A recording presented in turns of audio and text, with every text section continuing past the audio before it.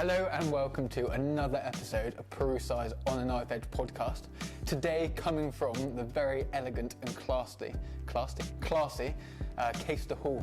And our guest today has worked with the likes of Daniel Clifford, has his own book called It's Just Food, and has recently taken over residency at this stunning place, Caistor Hall. So Mark Poynton, an absolute pleasure to have you on. It's my pleasure to be here. Thank you. Yeah, I'm just very intrigued as to like your whole story and how you got into chefing. And it's a long story. Okay, I'll settle down and we can do it quickly. Buy the book. It's Just Food, £40 from mjprestaurant.com. Perfect, right? Okay, that's cool. Done. How did you get into becoming a chef? So becoming a chef started because I grew up in a council estate in the northwest of England.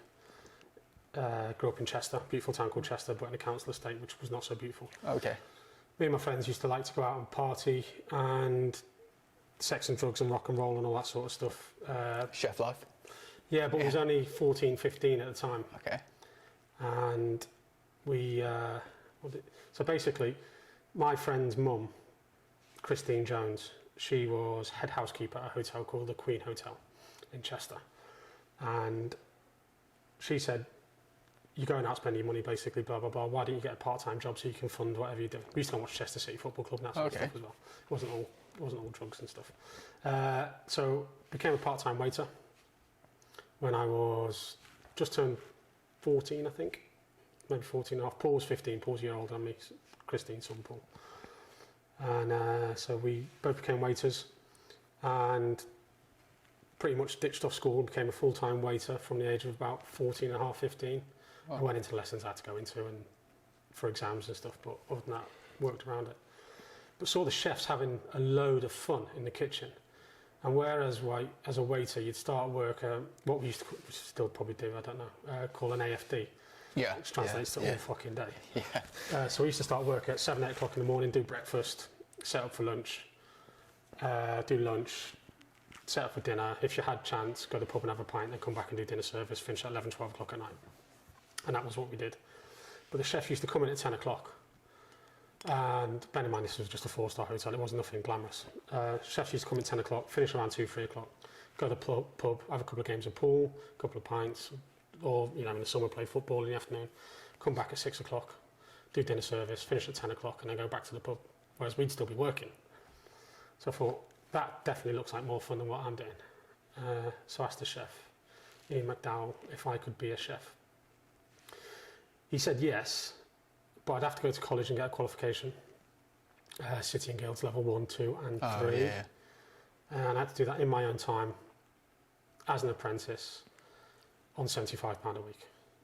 So I was worked 5 days a week, went to college 1 day a week, and I was getting paid £75 a week. So I started to work in the kitchen in 1996. It was June 1996. I couldn't enrol in college till September. So I spent the summer in the kitchen, still getting paid £75 a week. Right.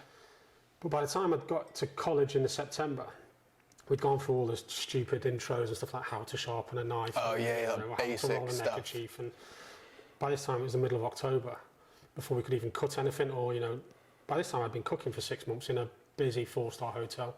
And we were doing, the restaurant would do 150 covers a night. Weddings, conferences, all flat out, flat out, busy. So by the time it comes to actually learning how to cook, so to speak, I already knew more than most of them, so I got pretty bored of it. And I went back to the chef, said, "Listen," I said, "I know more than all these kids now." Not arrogant, because I don't think I've ever been arrogant in my life, because I don't think I'm that good. I know my level, but I don't think I'm that good.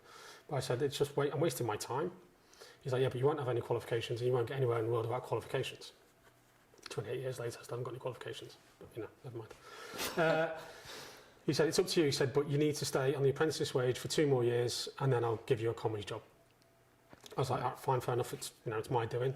But at least then I had 2 days a week off and I could, So I stayed on the apprentice wage. I moved out of home and got help from the government with my rent and stuff, so it was quite nice. So my money was... To have that independence and, and a year and a half into my apprenticeship with Ian McDowell, he moved to Macclesfield. a lot of people probably don't know where Macclesfield is.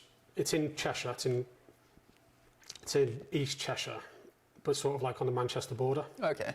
Peak District, Manchester border. Yeah. So near Buxton, that sort of area. So he said to me, he said, "Do you want to come and work with me?" He said, "Because I can see you like it, blah blah blah." And he said, "I'll make you a commie." I was like, "Wow, okay." Got my friend to drive me up to Macclesfield. Did an interview with him there, and this was also a 4-star hotel, but this was a big 4-star hotel. Now, we had 120 maybe bedrooms at the Queen Hotel. That's big. This had 180. 100. It had a spa. It had tennis courts. It had an 18-hole PGA golf course. It was huge. Wow. Beautiful, beautiful. And there was like 15 or 16 in the kitchen, whereas at the Queen Hotel there was like 10 on the rota, but only ever 4 on a day. So the other place you had like a proper brigade. Yeah, proper brigade. Wow. And there was an executive chef there already before Ian started called Remy Fougère, who used to have a Michelin star himself. He now is executive chef for Disneyland Cruises or something. So yeah, there's this proper brigade system, and all the other chefs apart from me had worked in London. So I went to live in Macclesfield with him, worked there with him, and it was bizarre because even though I was only, I think, 42 miles from home, I was the outsider because everybody else was either French or from London, and they had this massive London mentality of beat the commies, treat them like shit. Oh, so it's like the old school ways of... And this is like 1997 at this point. You know, it's like maybe 98, and it's like, yeah, just proper treat you like shit. You walk in the fridge and they'd punch you in the ribs for no reason other than they could. That was that sort of crap, you know what I mean? So yeah, stayed there for quite a while. I think I left in 2000. No, I left in 99. So I was there for a year and a half, I think, just under 2 years. And Remy Fougère, the exec chef, left, and Ian became the executive chef. And he'd moved a couple of the other lads over from the Queen Hotel. So the brigade was more normal, do you know what I mean? We got used to it a bit better. Yeah. But then he kept employing other chefs, like from outside. Won't name names, but they weren't very good. And he was employing them over me, so he'd employ them as like a junior chef de partie or a chef de partie. Oh, so they'd be... Yeah, above me, or even like a junior sous chef, and they'd still be worse than what I was at my level. And I'd be like, this is fucking nonsense. I was still on the same wage, which was about, I think it was about £8,000 a year at this point. So I was still on the same wage, and he kept employing these people over me. And I never once thought to leave. And then one day, the head chef under Ian, Colin Starkey, passed me the Caistor magazine. Yeah. That's where you used to find jobs as a chef. You know, there was online, but everything was in the Caistor there. And there's a restaurant in Altrincham called Juniper, run by this mad, crazy chef called Paul Kitchen. He was mad before Heston Blumenthal came along and all that sort of stuff. He was like proper out there with his food. Not mad, like angry and... No.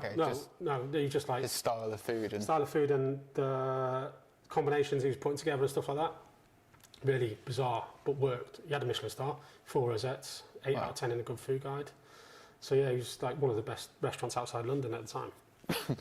So he was looking for a commie chef. So I applied for the job, and there's another couple of guys applied for the job.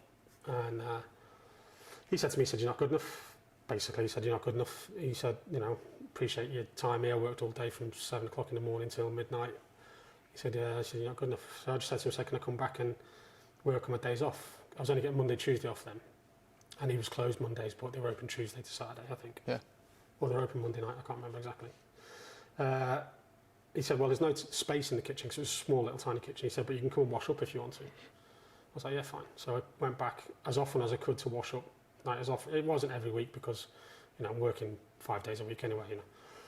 And then after about 4 months, the guy he employed instead of me walked out. And I remember I was in the kitchen back at Shrigley Hall, and the phone was ringing in the kitchen, and Ian McDowell answered it. And I don't think I'd told him at this point that I was working on my days off at this Michelin star restaurant. I definitely hadn't told him that I'd been for the interview. Oh, okay, yeah. And Ian shouts me over, and he's like, "There's someone on the phone for you called Paul Kitchen. Is there something you want to tell me?" I was like, "I don't think so." And he's like, I think there is. He said, yeah, go on the phone call and then we'll have a chat afterwards. So I was like, pick the phone, shitting myself, like thinking that I'd agreed to be there on this day and I wasn't. You know what I mean? I've proper fucked up here. I told him I'm going in and I've not gone in or something. And he went, he's basically told me a story. This guy I employed, he's walked out. As a team, we've had a talk and we think we should offer you the job if you want it. And I was like, wow, all right, okay. And I said to him, well, I need to speak to my chef. He said, don't worry about that, I've already done it. And he said, you can have the job. So he's had this conversation on the phone with Ian about employing me, and Ian said, yeah, go for it. So then obviously I get dragged into the office by Ian, and he plays a bit dumb to this, gives me a massive bollocking for going behind his back and all that sort of stuff. And I ended up working at Juniper. Juniper was mad, bizarre. Even though I'd been cooking at this point for like 4.5 years, it was like I knew nothing, at all. Like I couldn't even cut vegetables properly or anything. It was just bizarre. And even though I was going in on my days off, it's still like, and it wasn't that I'd forgot everything. It's just like nothing was good enough. Oh, was it like just a different level? Yeah, like 100% different level. And attention to detail. And the chefs were just so much quicker, and they were feeding 24 people a night, and I was feeding 1,000 people a day, and yet they were still quicker than me. You know, it was bizarre. And but I persevered with it. And Paul, he was a very hard taskmaster, but he was fair, and he sort of took me under his wing a little bit. I'm not sure why, but he did. He really always liked me. So hierarchy in kitchens, obviously, call me chef de partie, sous chef, blah, blah, blah. After about a month of being at Juniper, he put me onto the meat and fish section, which is like the glory section in any kitchen. Yeah. And he showed me everything. Him and the sous chef, Alan Hill, showed me everything. Like, we were getting game dropped off at the back door, scallops hole in the shell, and all that sort of stuff that I'd never seen before. You know, it's like, and so they showed me everything, taught me how to cook food properly again, season food, taste food, and make stocks from scratch. Like, in the hotels, we were making stocks. We were just roasting veal bones, throwing them in a pan, a tin of tomato puree, box of red wine, box of white wine, vegetables, and just reduce it down. And yeah, and then we'd add water again and do the same thing. We do it twice. It's called a remoulage, but we do it twice in the hotel. Whereas with Paul, we'd only ever use chicken bones. You'd roast them, then you'd cover them in tomato puree and roast them again. Then you deglaze your pan with red wine. Yeah. Then you'd put it in your stock pot, and then you'd bring it to the boil. You'd cook it for about an hour, and then you'd have your finely diced or brunoise and mirepoix. Yep. Cook it for another hour, strain it off, and then you'd reduce it, and you do that every single day. Wow. And it was just like, so the attention to detail was just so different. So it does make a massive difference in taste, doesn't it? 100%, yeah. Definitely. 100%, and I've learned from that through the years, and yeah, it's strange, and it makes a totally different sauce as well. The end product is totally different, but we'll get to those sort of things later. So when I started at Juniper, 4 of us in the kitchen. Me, so Paul Kitchen, Alan, Kate, who did the pastry, and myself. And after about 6 months of being there, they got some fresh investment and they had a refurb. So the kitchen became bigger, the restaurant became smaller, and he employed 2 more chefs, which I know is a bit backwards, but he employed 2 more chefs. So one of the chefs was called Shay Cooper, well, he's called Shay Cooper, who's now executive chef at Lanesborough in London. Wow. So he's had a Michelin star himself a couple of times. And another chef called Sam, I can't remember his last name, but he's got a restaurant called Where the Light Gets In Stockport, which is a really famous restaurant as well. I think I've heard of it. Yeah. Yeah, Sam Buckley, that was his name. He reduced the covers in the restaurant and employed these other 2 chefs who've gone on to then become, phenomenal chefs in their own right. And he we used to do a la carte before, and then we went to taste the menu only, I can't remember exactly. It's all a bit of a blur. Went to taste the menu only, I think it was 10, 15 or 20 course tasting menus. What? That many? Yeah, and they were always blind, as in the customers, and we didn't know what we were doing to a certain degree. And I'm sorry if I got this wrong with anybody that worked there, but that's certainly the way it seemed. And you'd come in the morning, and you knew what you had to do by what was in. So if turbot came in, you'd have to prep the turbot, make fish stock, blah, blah, blah, whatever, scallops, you open the scallops. Rabbits come in, you'd have to break them down and all that sort of thing. And there'd be certain dishes that were on, like we did a rabbit dish with roasted loin, with a beignet of kidney, and then pan-fried liver, with golden sultanas, and it's served with a crab consommé. And there's things like that were always on, and so we always knew the base dishes, so we always had to make crab consomme, we always had to do these soaked golden sultanas and that sort of stuff. And then you'd use the legs to make a rabbit terrine. But you'd get a check on for like 20 course tasting menu. And he'd be right, okay, first course is scallops, and we'll do it with, he'll know what you had prepped. He'd be like, so we'll do it with cauliflower puree, we'll do like a curry emulsion firm, and we'll do this, we'll do that. And then he'd say, right, the next course is braised duck legs, because he knows you had duck legs in.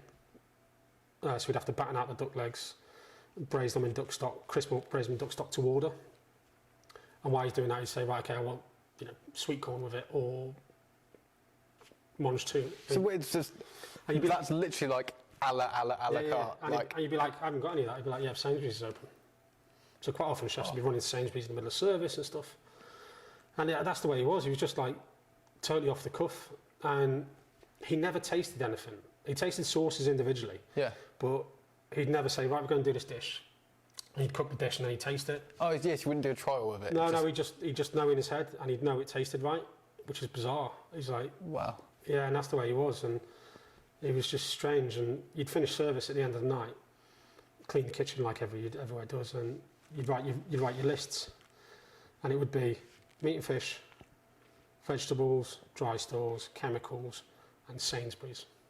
And every night and every morning you had to go to Sainsbury's because there was stuff that he preferred from Sainsbury's, that he preferred from the Veg Man, and that's the way he was. And he's a maverick and an amazing chef. He passed away last year in December. But yeah, totally bonkers. Hard work. I took a pay decrease to go there, if possible. So yeah, I think it was on 8 or 9 grand at the hotel.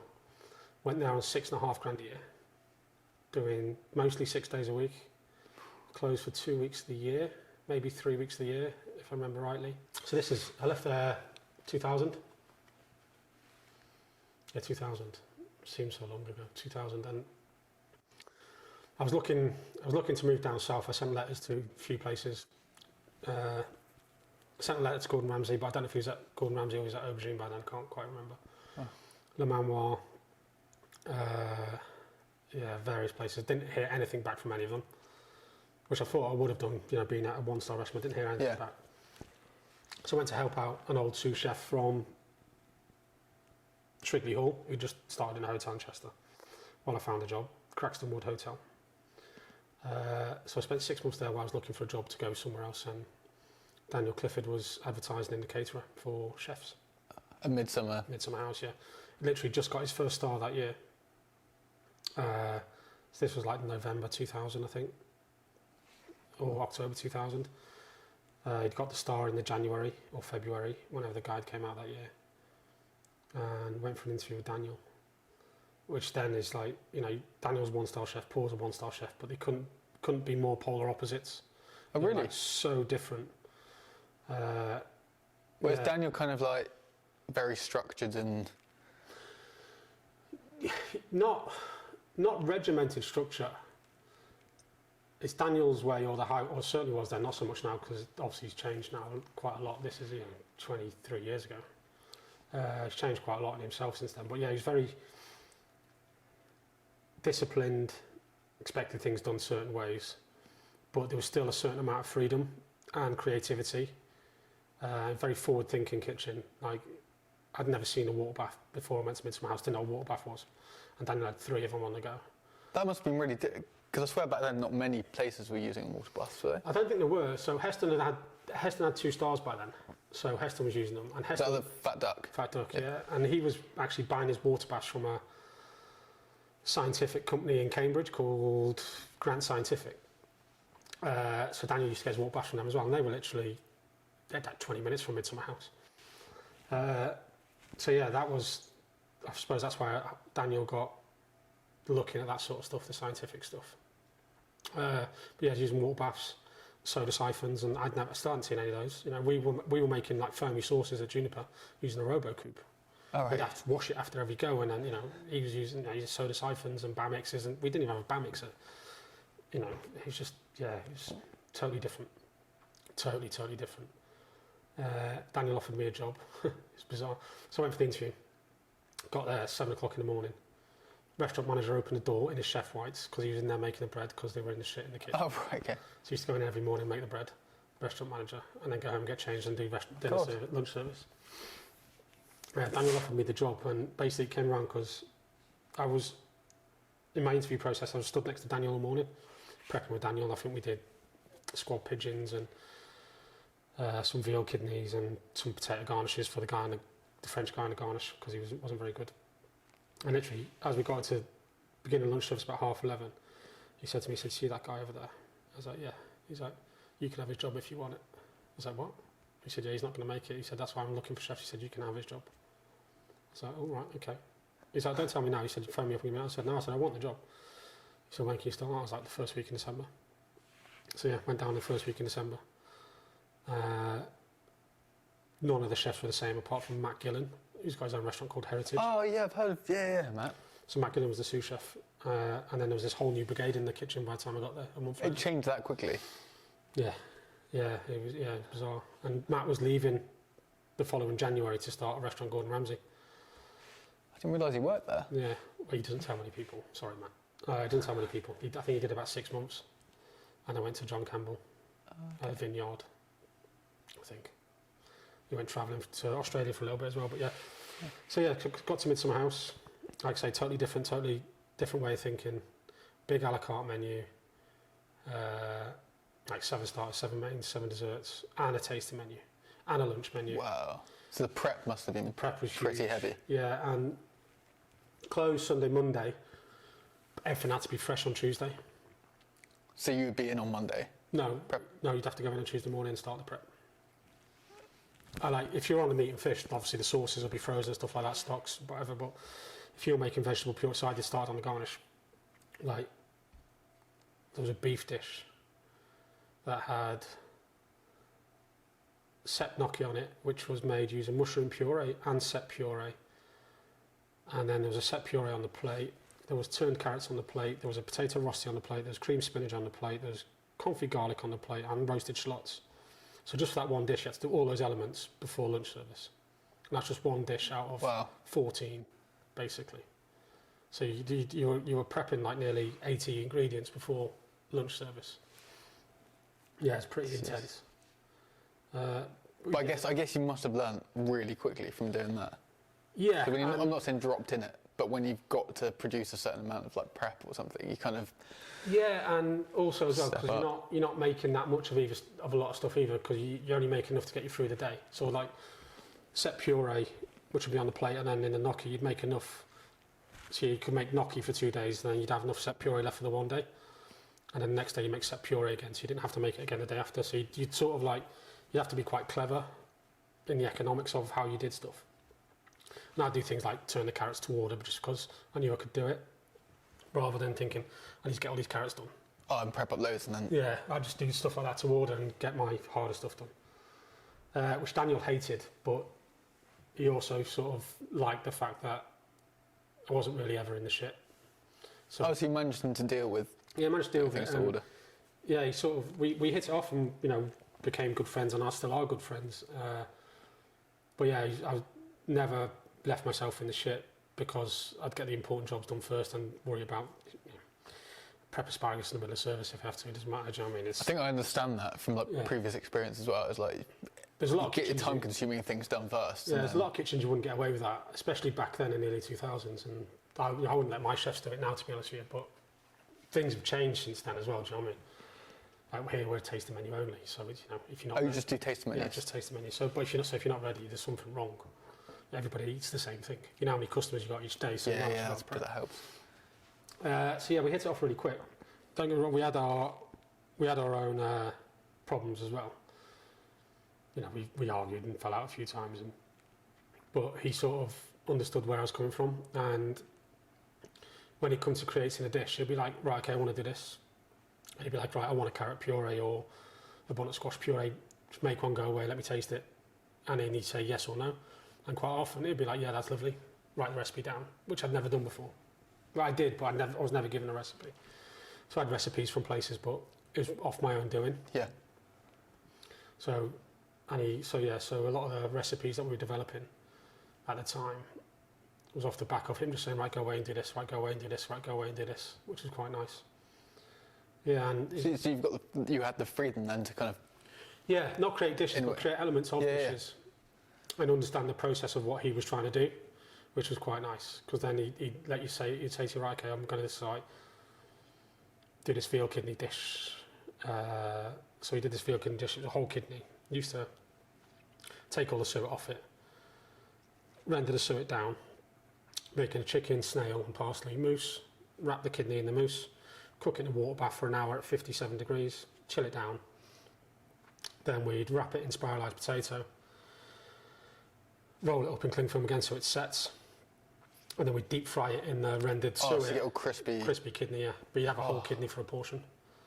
And that was served with a parsley puree, garlic puree, snails coated in parsley sauce, spinach, this big ass potato that had loads of holes in it so you could see through it. Wow. So is that sort of, you say, right, I'm going to do this, I want you to go away and do that. And so then you'd come together and you'd plate the dish up how we wanted it. So it's quite nice, quite interesting. So with that place with Daniel Clifford's, you would like trial different dishes and you would test things? Yeah, a lot. And Daniel was very much at the forefront of that.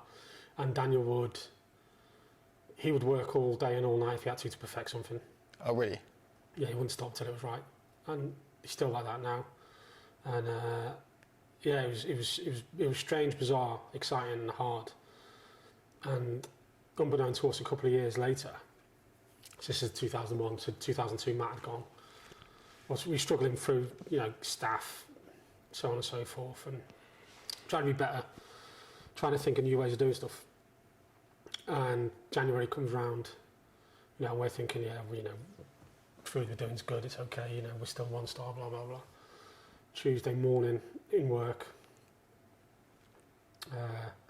start prepping. We went in at 7 o'clock in the morning.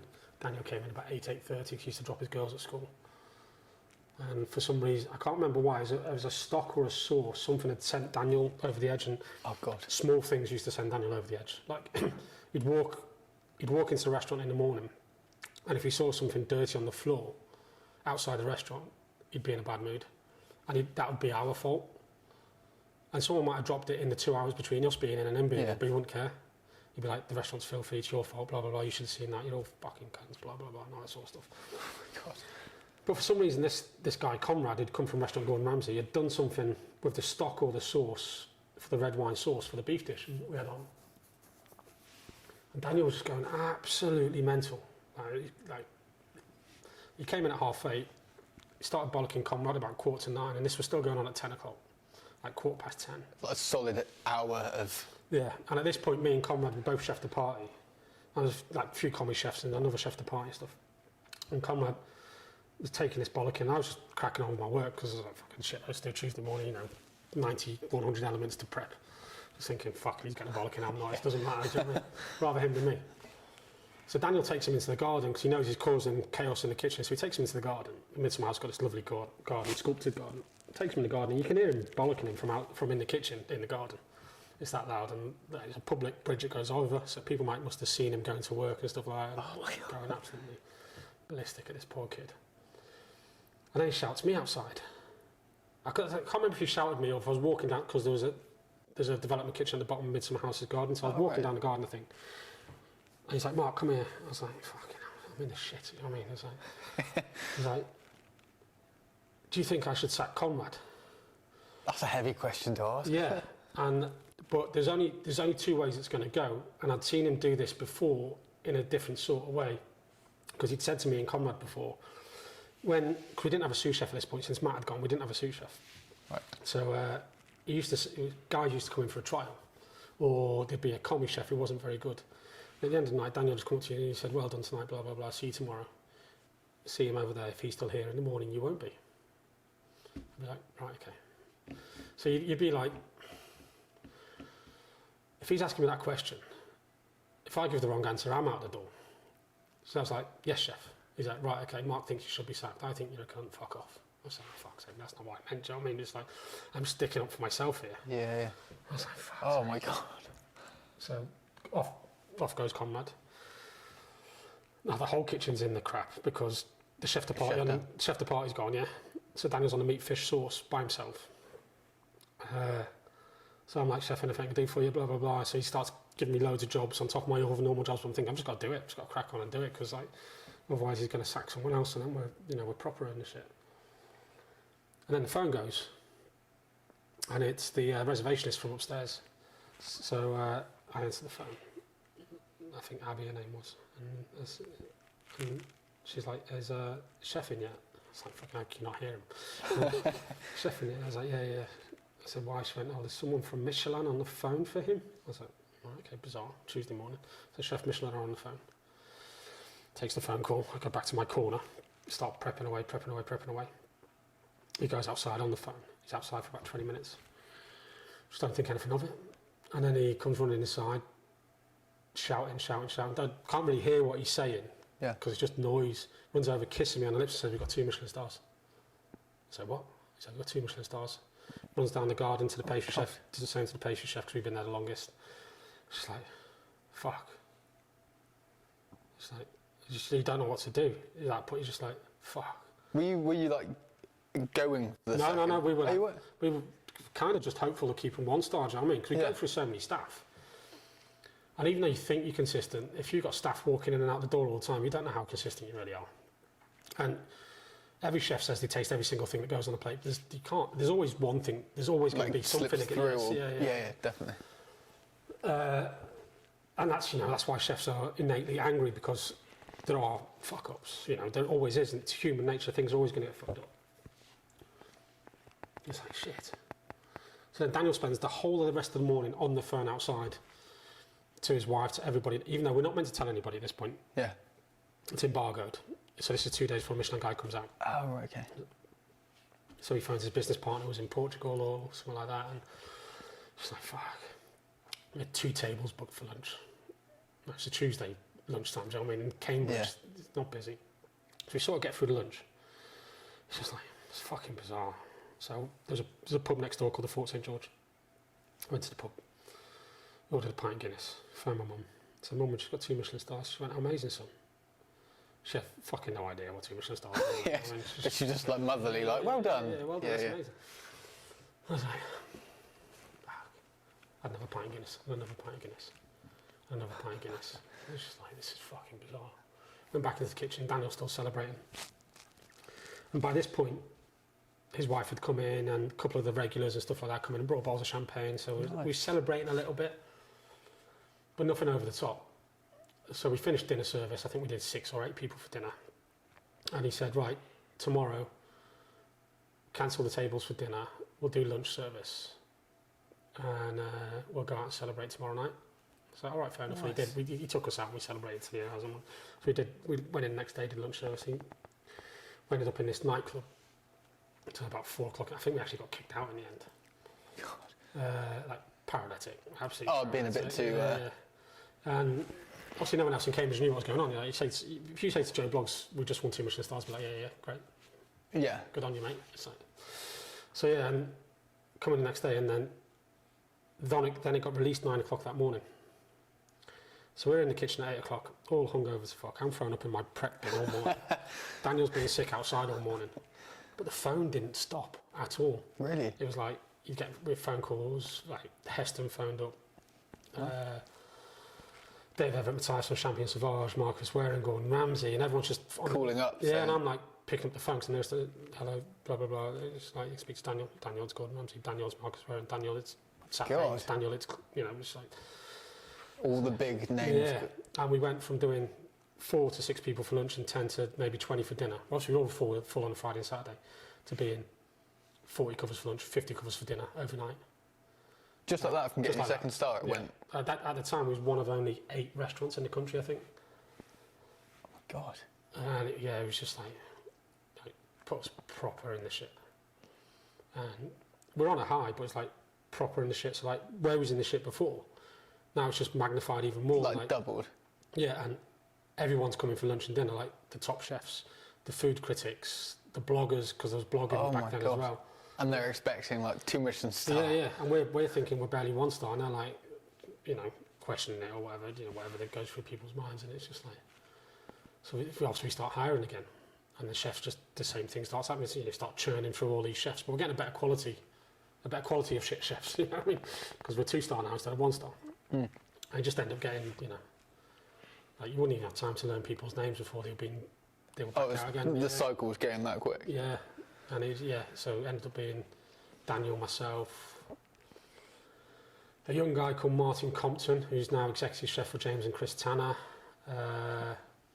chef called Adrian Efford, who's working in Switzerland somewhere, Michelle Gillett, pastry chef, a guy called Tom Cook, who came to be the sous chef from Le Gavroche and the Capital. So he worked on Eric Chauffeur, the Capital and the Gavroche. And then that was the core team. And then, just chefs just filling in spaces around and stuff like that. And then, obviously, slowly the team starts to go. Tom left, Martin and Adrian left, other chefs come and go. So, but for a long time, it was me, Michelle and Daniel. And then spaces got filled. He employed me, when Tom left, he employed me as the sous chef. So now I was 24, 23, number 2 in a 2 Michelin star restaurant. And then there was some other commies and stuff like that. And we built the team up. Daniel refurbed the kitchen. Ended up having 12 to 15 chefs in the kitchen by the time we left full time. Bloody hell. So I ended up staying there for 8.5 years. Retaining the second Michelin star. When I was 25, made me head chef. Left when I was 28. Did you find when you got the second Michelin star, obviously, like if I had forgotten them when I was chefing, I'd be like completely over the moon. But I guess there's another part of it, which is you've almost now got twice the amount of pressure because you've got to maintain that second star. There wasn't the pressure of keeping the star. Obviously, that is a thing, but the pressure was different. The pressure was more making sure Daniel's not pissed off. Because if Daniel's pissed off, everything goes to shit, do you know what I mean? And if Daniel was employing people, this is where then I became more confident in myself, is that if Daniel employed somebody from a 2-star or a 3-star, I'd only ever worked in a 1-star before. I was in a 2-star by default, do you know what I mean? I'd never been anywhere else. Yeah. And I was this cocky, skinny kid from up the north of England, do you know what I mean? People from the north of England don't make it well down south generally. There's other chefs coming in who've worked for like 3-star restaurants in France and all that sort of stuff. So I just thought, you know what, fuck you, I'm going to prove I'm better than you. And I'm going to be here longer than you. And I'm going to make sure that Daniel knows that I'm better than you.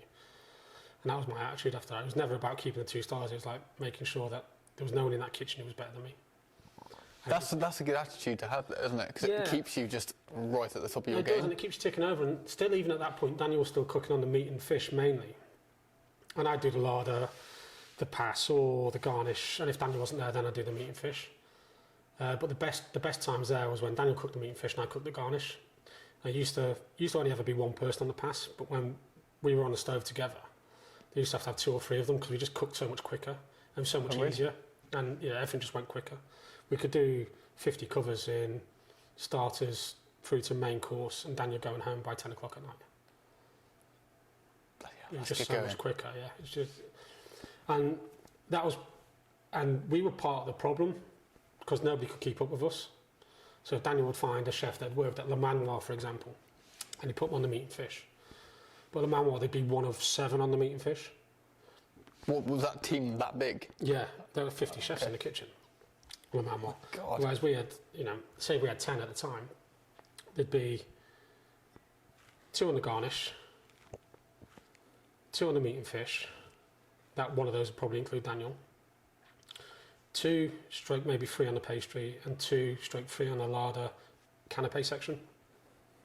So they'd come in at night. They'd have to get their own meat and fish out of the fridge. They'd have to get their own sauces on. They'd have to get their own little individual garnishes on. Whereas if you work in those bigger kitchens, people get the stuff out of the fridge for you, and your fish is there, your meat's there. Is that in a sense because you're a chef de partie, so you're in charge of that section, and then you have other people underneath you doing stuff for you? Whereas Midsummer House, it never worked like that. It's just like, that's your section, you do it, and it's do or die. You know what I mean? It's if you're not prepped, it's. So you've got to learn bloody quickly and adapt to the speed of things. Yeah, and it was hard and relentless.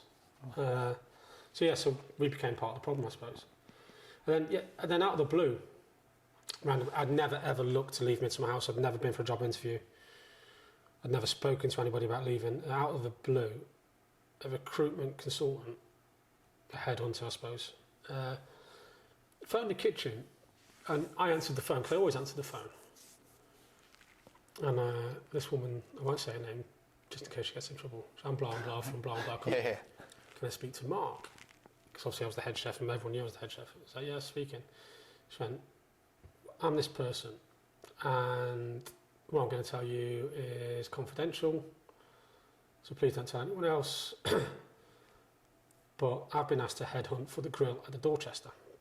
Aidan Byrne was the head chef at Dorchester at the time, the grill at Dorchester at the time. Oh. And your name's cropped up from a few people, so I thought I'd give you a call and see if you'd be interested in the job. And I said to her, to be honest with you, I'm not looking to leave. She went, oh, I know you're not looking to leave, because I haven't seen your CV anywhere. She said, but I just thought I'd give you a call, see if you're interested. I said, not really, no. She went, can I get your email address? And I'll send you the details and get in contact with me. First thing I did, I told Daniel. He was down the garden, he was doing something in the prep kitchen, probably trying to perfect bread or something like that. And, Right. and I said to him, I said, chef, can I have a word? He said, yeah, is everything all right? I said, not really. I said, this woman's just phoned up and asked me to go for an interview at the grill at the Dorchester. He's like, where do you want to go? I said, not really, no. I said, but I thought I'd be open and honest with you, because if you just call out the blue, I said, and I don't want you to hear from someone else that I've applied for a job. I said, because I haven't. He said, no, I appreciate that. He went, don't worry about it. So carry on doing my job. He came up to me about 4 hours later. He went, let's go upstairs and have a chat. Which we did quite often. Do you know what I mean? We often up there in the afternoon singing about dishes and stuff.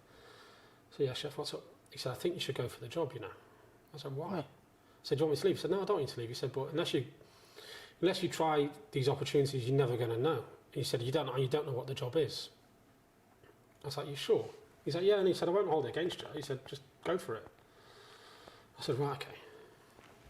We left it at that. The woman got back to me about a week later. Then the interview was on, the first interview was on the following Tuesday. So I told him, I said, yeah, take the day off, or the morning off, whatever you need. It's no problem. And he was really, really good about it, the whole thing, for the whole process.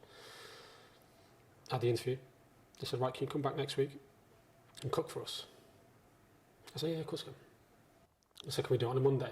He was like, yeah, so I went in on a Monday, so I didn't disturb work. Well, I obviously told him what I was doing. So I went in and cooked this 7-course menu for 6 or 7 people, I think it was. I was downstairs in the big kitchen of the Dorchester.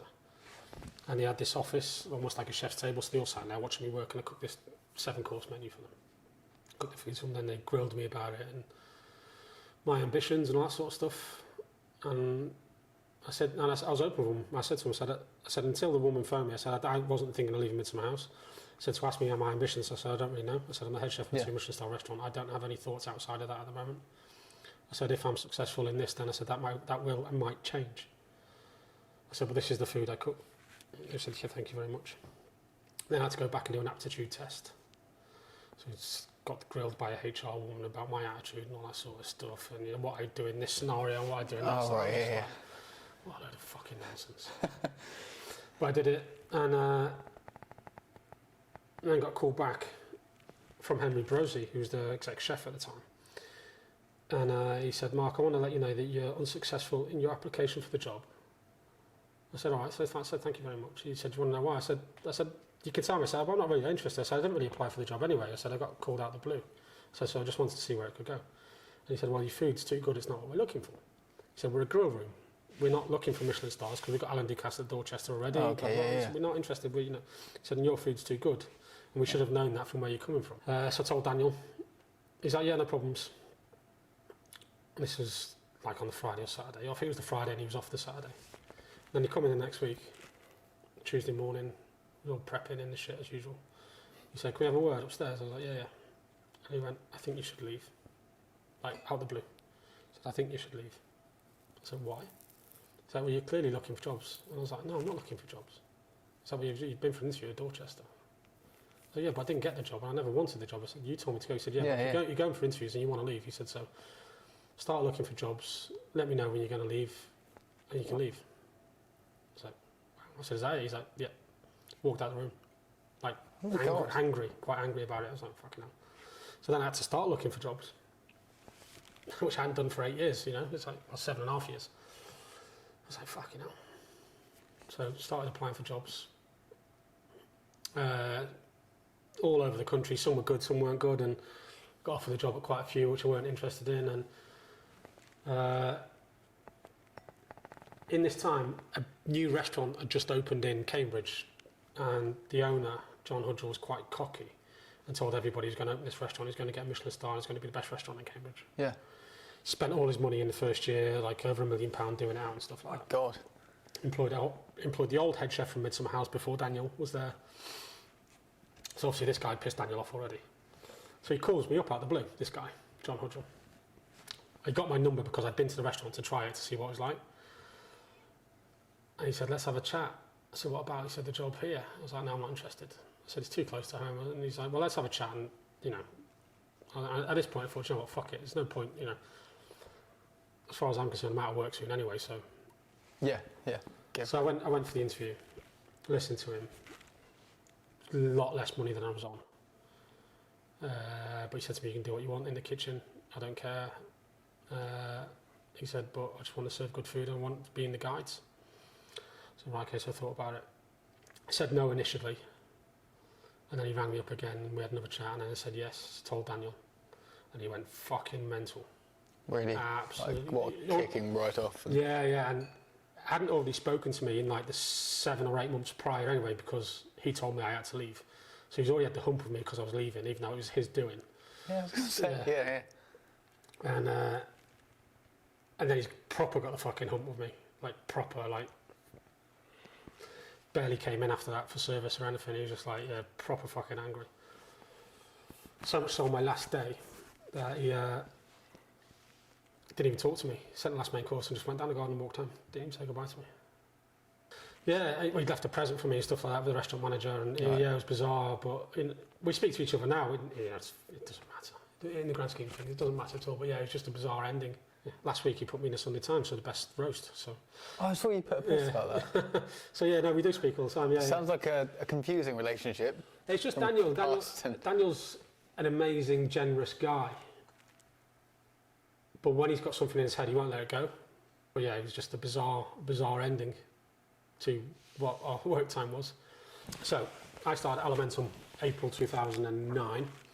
It'd been open a year. It was already on its second head chef. It had got to 3 rosettes. I think it got to 4 out of 10 in the Good Food Guide. Wasn't listed in Michelin at the point, because you can be listed in Michelin without having a star. Is that Bib Gourmand? No, you can still be listed anyway. Oh, right, okay. But you still have to be at a certain level to be listed. You know, they won't just list the beef eater down the road. Yeah. You have to be a notable restaurant. So I started, and unbeknown to me, the restaurant was in quite a lot of financial trouble at the time because he'd spent all his money.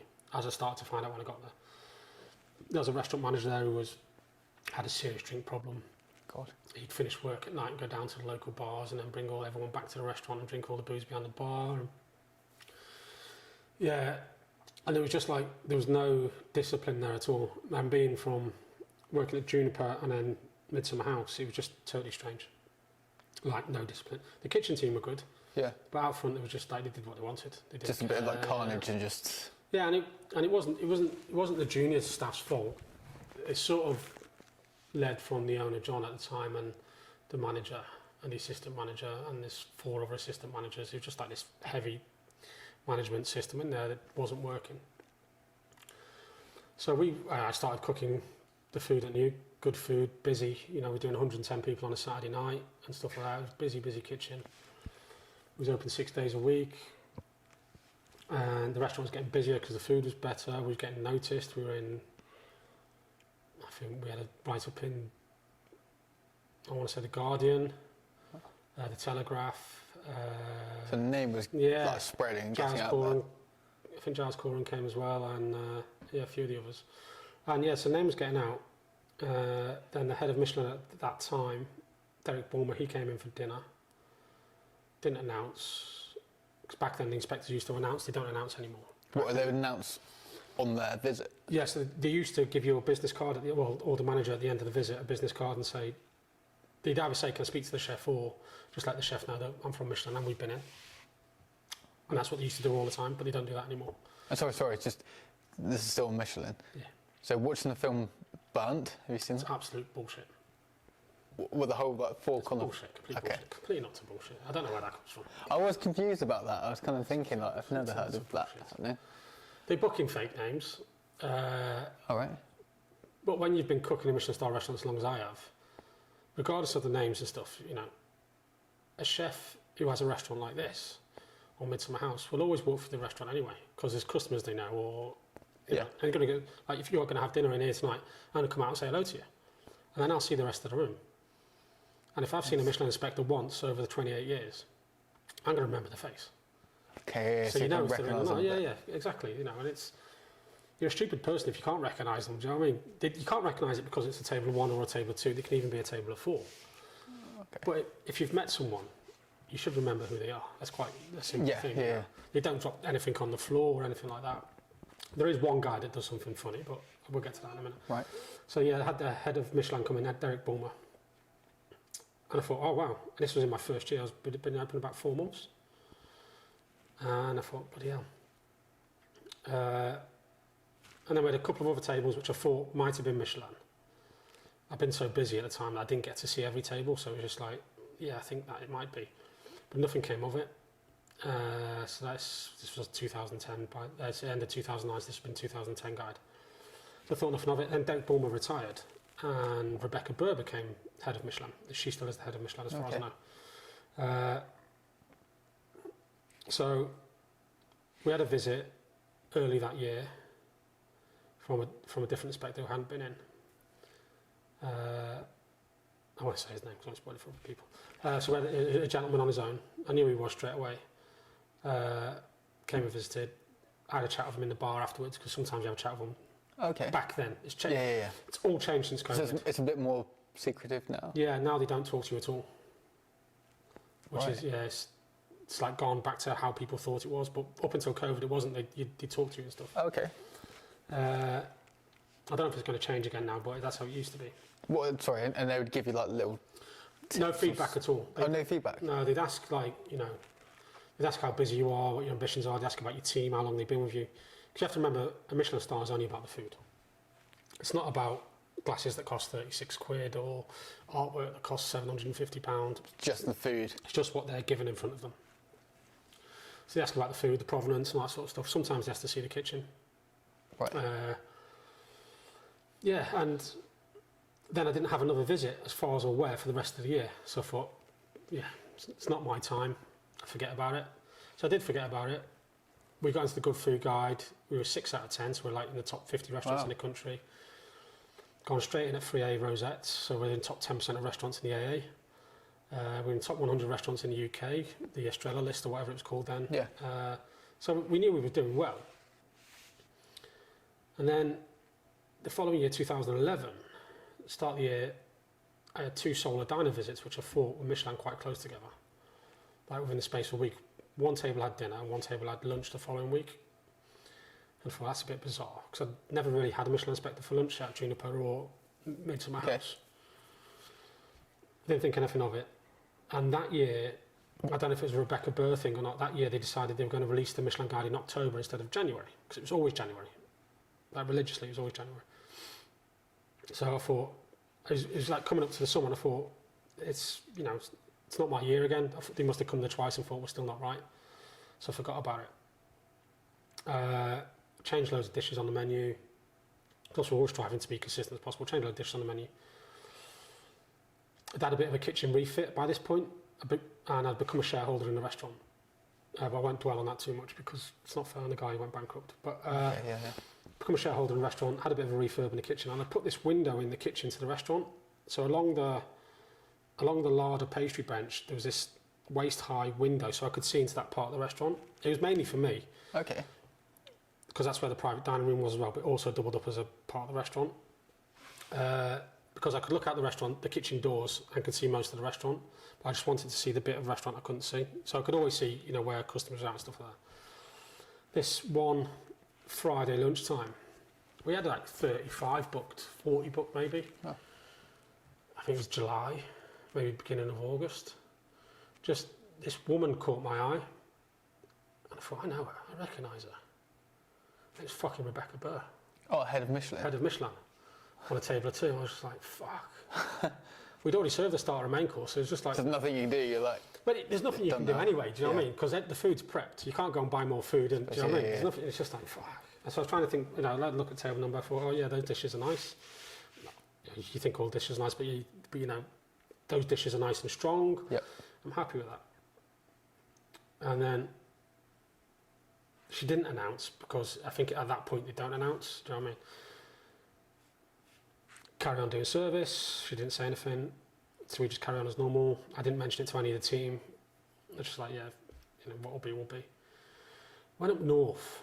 I got invited to do a dinner with a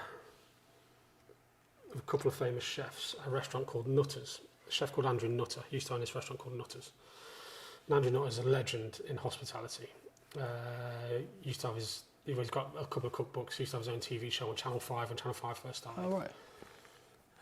He's wild, like totally wild, but he's an amazing, lovely, hospitable guy. So me, Paul Foster from Salt and Grass-Fed Restaurant, James and Chris Tanner, there's someone else there. There's a few of us there, gone to this dinner for the NSPCC to raise money for this charity with Dingley Dell Pork. Dingley Dell Pork's this massive brand of high welfare pork, which a lot of chefs use. Gordon Ramsay's a big ambassador for them. Oh, right, okay. So we did this, I think it was 7-course pork dinner for the NSPCC to raise money, you know, for the charity. Yeah. And Andrew put us up for the night, because obviously we had to travel up to Rochdale, which is, you know, it's a fair old trek from anywhere. So the guy who owns Dingley Dell, Mark Haywood, picked up Paul Foster, because he was at a restaurant called Tottenham Mill then picked up me in Cambridge, and then drove us to Rochdale.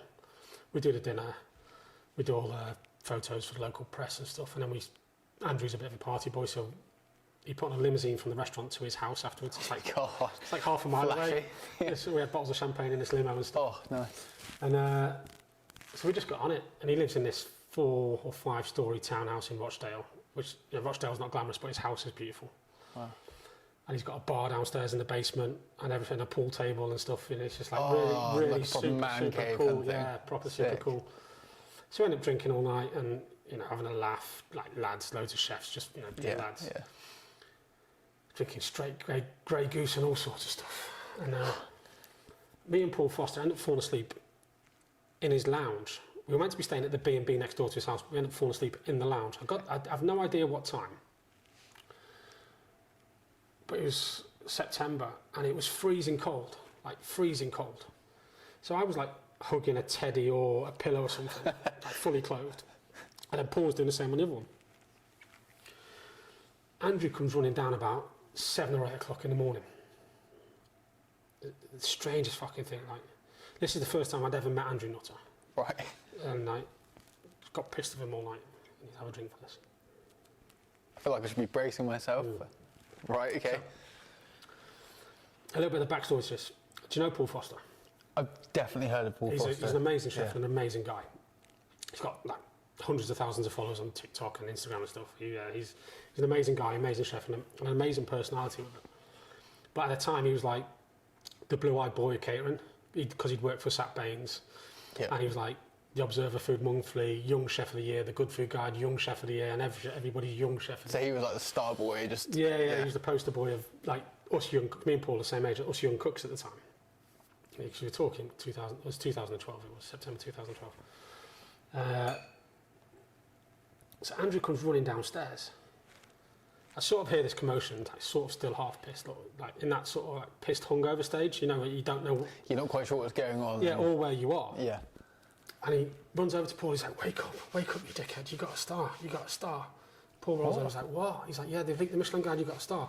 And as Paul rolls over, he's like, no, it's not you. It's not you, where's Mark? Comes running over to me, he went, you better wake up, you got a Michelin star. Yeah. So Paul had just been told he's got a star, and then told he's not got a star. That sounds brutal. Yeah, and then he's telling me I've got a star.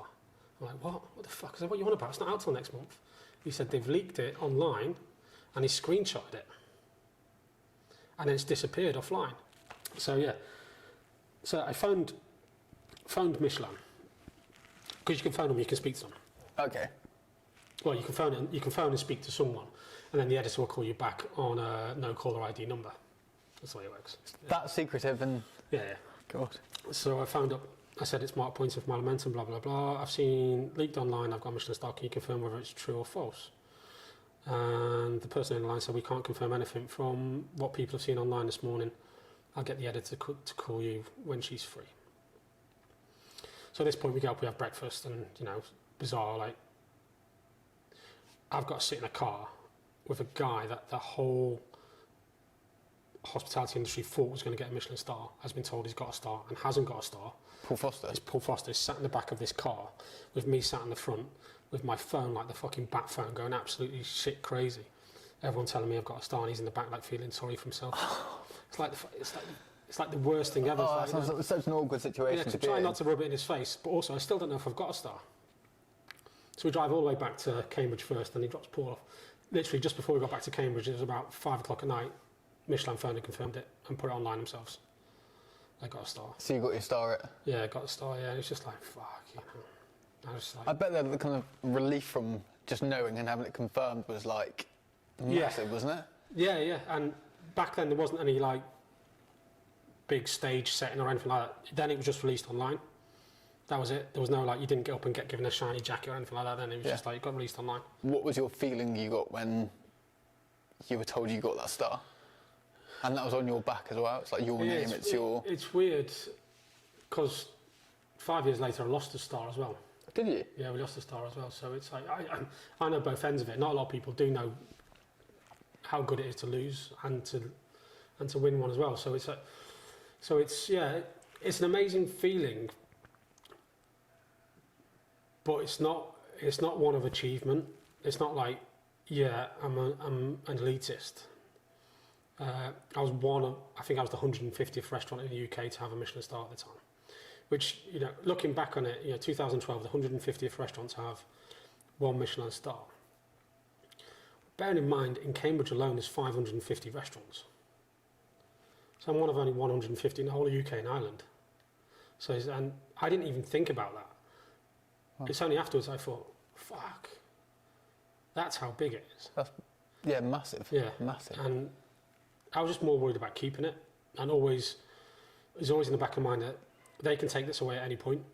Obviously during the year, it's just like, and you know, there's that, people say, you know, winning a Michelin star is like winning an Oscar, or it's the Olympics of culinary. That's absolute fucking nonsense. I mean, nonsense. Not many people win an Oscar and have it taken away from them. Yeah. Or win an Olympic medal and have them take it away from them, and then get judged on it every single year. You know, and it brings such a different amount of pressure. Because it's a rolling thing, isn't it? Yeah. And that's where that would have been expensive. It's like, I guess that's where with like Michelin, it's about consistency, isn't it? 100%. Like, and because there's no feedback, you don't know what you're doing anyway. Obviously, you know what you're doing, you know, because you know what you're cooking. You know you're feeding people dinner. Yeah. Or lunch.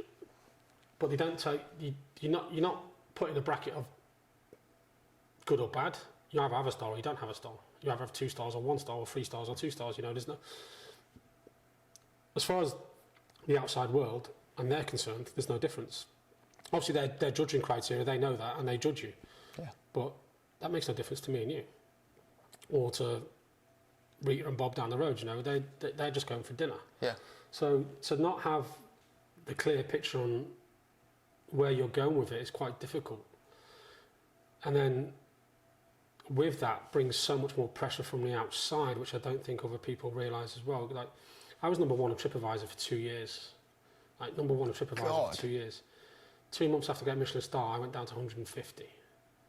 Because the people at Cambridge the people that thought I was worthy of being number 1 in Cambridge, all of a sudden thought I was shit and I was expensive and I don't deserve a Michelin star, so I shouldn't be number 1 on TripAdvisor. Right, okay. So I started getting all these rogue reviews of like, not worthy of a Michelin star. It's just like, all of a sudden it brings in a lot of other... Like negative...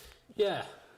And, you know, I can take people saying anything about me, but it becomes quite difficult, because it's like, from just opening a restaurant and serving food, all of a sudden you're getting judged by every single person. Whereas before I wasn't. Everyone was just saying, this is amazing, restaurant's full, this is amazing. So in a way you have kind of more freedom in a sense? Yeah, and, you know, and then obviously if you fast forward a few years, I was cooking what I thought at the time was the best food I'd been cooking since we opened, and Michelin took the star away. Did it give you any sort of like inkling as to why? No. And by this point, they'd started their ceremonies that they do. Oh, with the big like shows and the... And they didn't invite me, so I sort of knew I wasn't keeping my star because they invited everybody. Right. And it's just like, when I did finally find out, like they didn't even... And it's not their job to. And, you know, I've got nothing against Michelin. I love Michelin as an institution and what they stand for. They're the best food guide in the world, and I stand by that 100%. You know, I'm thankful that my restaurant in Cambridge is in Michelin every single day. Not got a star, but we're listed in the restaurant guide. So yeah, for me, Michelin and the Good Food Guide are the only food guides that bring customers to the door as a national, not international, as a national guide. Yeah. There's lots of other guides that give awards, but they're just more for chefs patting each other on the back, you know, than anything. But Michelin actually brings customers through. That's the main thing, isn't it? Because you might have all these accolades, but if you've got no one in a restaurant... Yeah, it doesn't matter. Yeah, and that's, you know, and, you know, you spoke about AA, and I've had 3 rosettes, worked at Midsummer House, had 4 or 5 rosettes, Juniper 4 rosettes. The AA's changed over the years, because now you have to pay to be in the guide. And they have courses that will tell you how to get 3 rosettes and how to get 4 rosettes and how to get 5 rosettes. Really? And if you ask anybody outside of hospitality how many rosettes restaurant Gordon Ramsay's got, it's got 5, by the way, if anyone's listening. Okay. And that's had for a long time. They'll tell you it's got 3 Michelin stars. They won't know it's got 5. They won't know it's got 5 rosettes. They won't even know the AA's got a guide, because no one cares outside of our industry. And that's why Michelin is so good, because it's such a good marketing tool. Such a good marketing tool. But yeah, they took it away. I thought we was cooking the best food we were cooking, and they took it away. I was quite angry for a while, because I couldn't understand why. Yeah. Couldn't speak to anybody about it. The editor finally phoned me back and told me why, in her opinion, they took it away. Whether I agree with that or not it's irrelevant. Because can you remember what they said? Yeah, I'm not going to repeat it, because it doesn't really matter at the end of the day, because they're a group of people that write what they believe in and what they think their readers want to know. So regardless of what I think, I'm not going to change their view. So there's no point dwelling on it. And it's only when I actually spoke to her I thought, you know what, it doesn't actually matter. Yeah, I've won a star. I'm one of only a few, probably less than 100,000 people in the whole world that's had a Michelin star. Yeah, I lost it, but so what? I've had it. You know, the chefs that worked their whole life will never achieve that. And, you know, I'm thankful to Michelin for that every day. Would I like another one? 100%. Because there's kudos that goes with it. There's all sorts of stuff, and you know. So speaking of that, then, with your new place now, Caistor Hall, are you pushing for it? So Caistor Hall, Mark Poynton at Caistor Hall, we are tasting menu only restaurant. We offer 2 tasting menus, 6 course and 8 course, and we offer a 3 course set lunch as well, which is, for all intents and purposes, tasting menu, but it's just 3 set courses. Nice. So here we're much more focused than Cambridge. Obviously, you've eaten in the restaurant in Cambridge. Oh, that was incredible. I've told so many people about that place, because what you're producing up there is like literally like Michelin. I'm not a Michelin guide, whatever. No, it's great, delicious food. It's incredible. And we've got 2 chefs in the kitchen. It's amazing, and it's delicious food. The price of it, like, it's incredible. But I know I can cook Michelin star food. You know, I've done it for the best part of my career. I know I can do it. So, do I think we'll get a Michelin star here? I don't know. I know the level of food I can cook, and I know the customers are happy that I eat it. I definitely think this is the best food I've ever cooked. So if they come and they decide to give me a Michelin star at any point in the future, I will happily accept it. Yeah. If they don't, it doesn't matter, because the restaurant will still survive. The restaurant will still be here. Please come visit me, give me a Michelin star. But, it's one of those things, isn't it? And I think I'm in a better place because I've had one and lost one. You know, so you kind of know not the game, but you know. Yeah, I know what it feels like, and I think I know. You know, even though at the time I thought I was cooking better food than I was, I can see where I wasn't. Looking back on it, I can see how things had changed, and probably became a bit complacent. But you know, here's what it is. And I was under pressure from my business partners at the time to open another restaurant, which we did. So obviously now split between 2 places, and yeah. And is the other restaurant, is that MJP at Shepherd's? No. So that was another one. Yeah, so that was called the White Horse in Eaton Soken. So it was an old pub as well. But so Alimentum came to a head in 2018. After they'd asked me to open the White Horse and we'd lost the Michelin star, I thought, do you know what? If I'm going to make money for these two guys, and I made a lot of fucking money for these two guys, they're already millionaires. Oh. I own 10% of the restaurant. And they probably took over £500,000 each out of it in 6 to 7 years. Wow. For doing nothing. Just letting you cook? Yeah. I run the whole restaurant. Oh my God. And they weren't happy with that. Put me on garden leave. There's no non-disclosure agreement, so if you're listening to this. Right. Put me on garden leave, and while I was on garden leave, sent me my P45.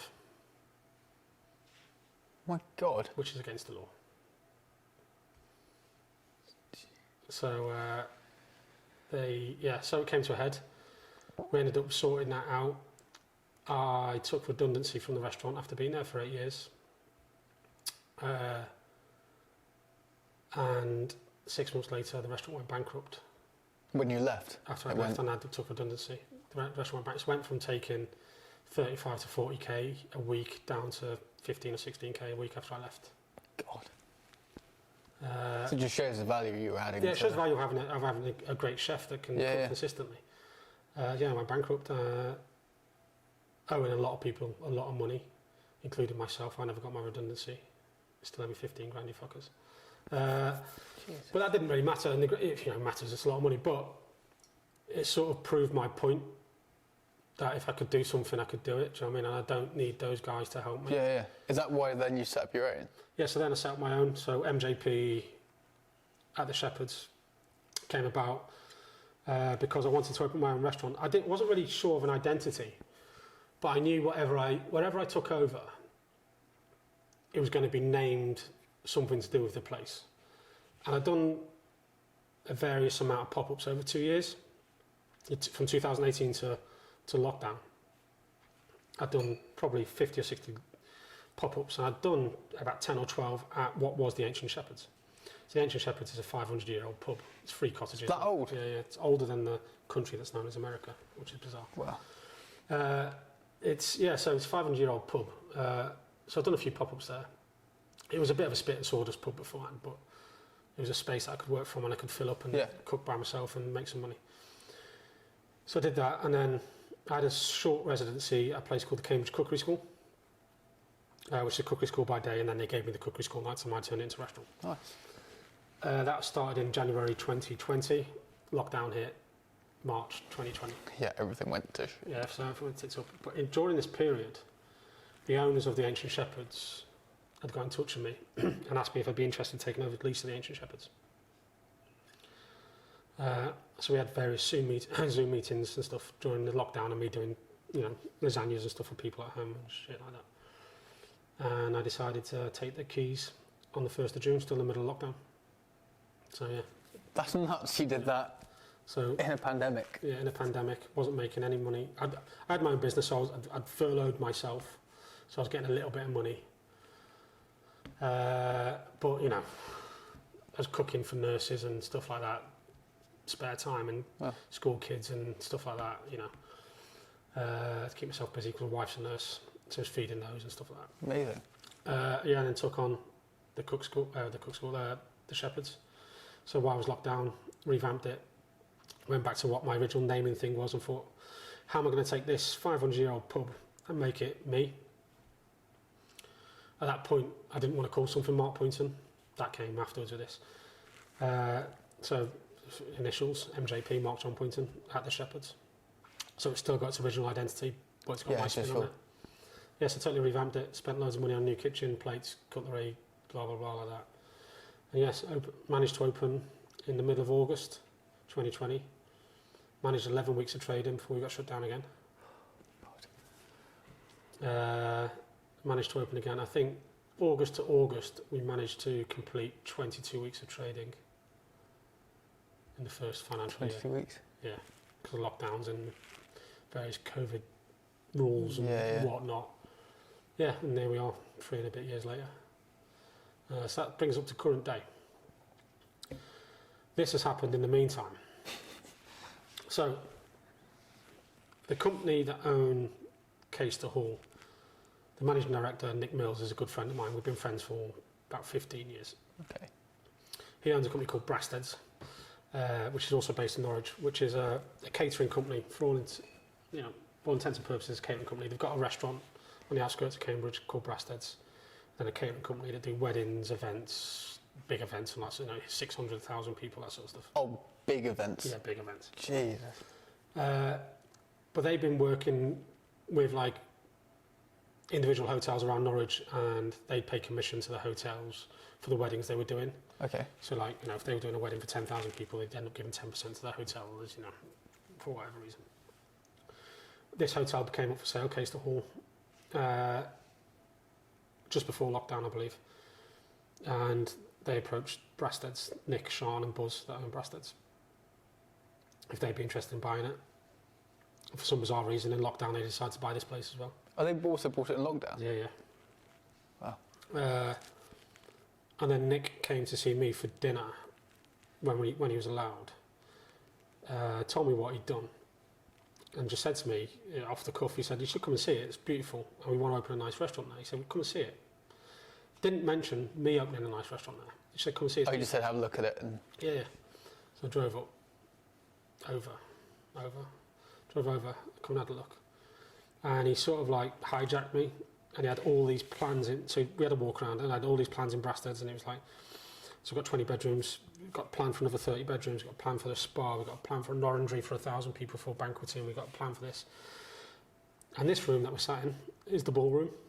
It's not a big ballroom, it's the ballroom. He said, and that can be your restaurant if you want to have it. It's your restaurant. We want to be in a Michelin guide, we want to be in the top guides in the country, we want it to be a standalone restaurant that's not owned by the hotel, but we're going to go into partnership with somebody, and because we've been friends and I like you, are you interested?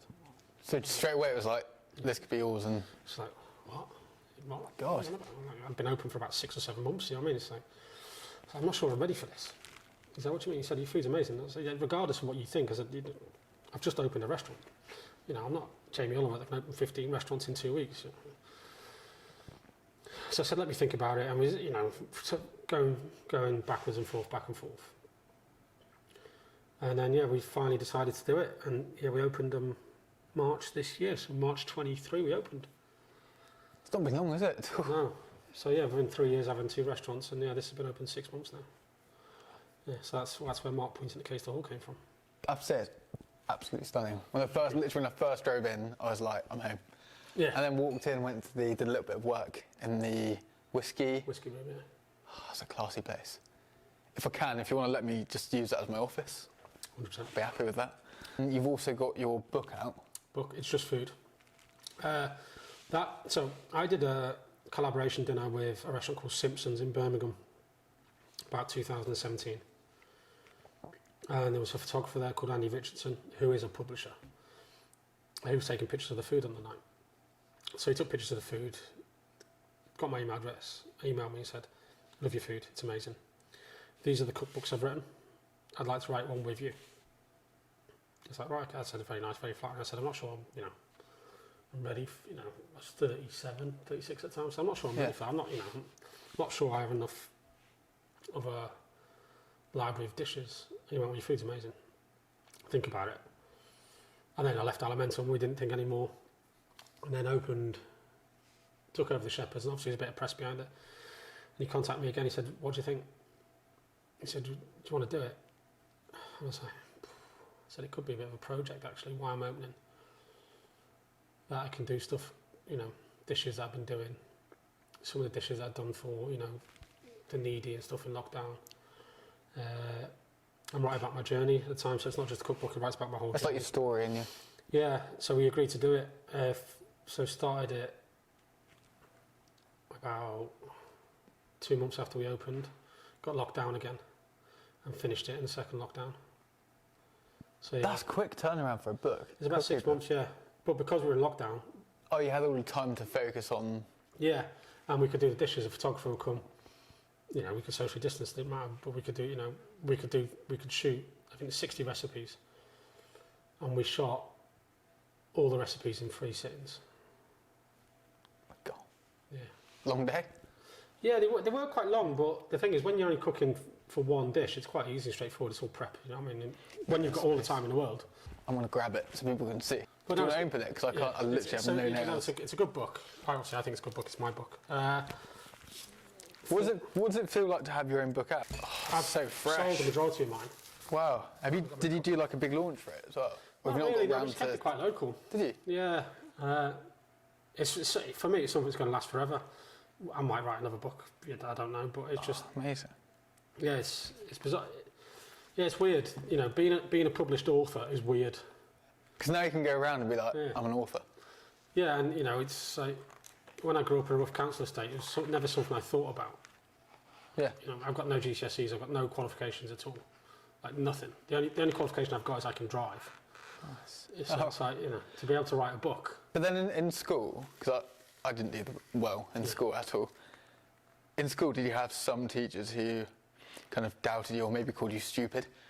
Quite a few. And now you've done all this, it's kind of almost like a fuck you. Like, yeah, and also not like a fuck you that proves you wrong. More of a fuck you that you should have helped me more because I could have been even better still. Do you know what I mean? It's like a little bit of guidance, a little bit of nurturing. You failed the system, not. You know, I don't feel like I did anything wrong because I feel like I was failed by the system. You know, I grew up in a very poor council estate. My dad still lives there.